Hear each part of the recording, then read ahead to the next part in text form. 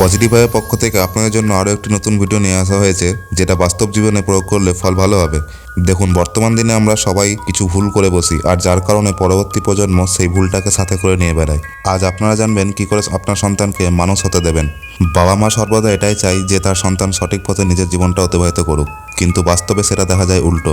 আর যার কারণ বাবা মার কিছু ভুল গাইডেন্স। সন্তান যখন ধীরে ধীরে বুঝতে শেখে, তখন থেকেই বাবা মার উচিত তাকে সঠিক পথ দেখানো। তবে সেক্ষেত্রে মনে রাখতে হবে সন্তানেরও কিছু ইচ্ছে বা উদ্যম থেকে থাকে।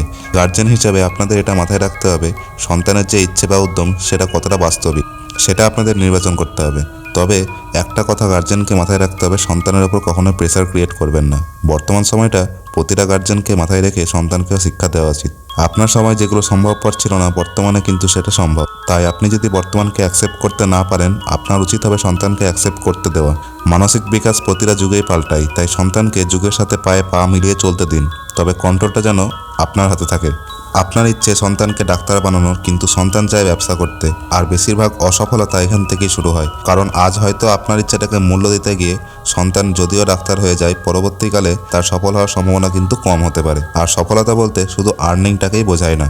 একজন সফল মানুষ হতে গেলে মানসিকভাবেও সফল হওয়ার প্রয়োজন। কারণ অর্থ উপার্জনের বিভিন্ন রাস্তা রয়েছে, কিন্তু সুস্থ মানসিকতার জন্য গার্জেন হিসেবেও সঠিক শিক্ষা দেওয়াটা প্রয়োজন।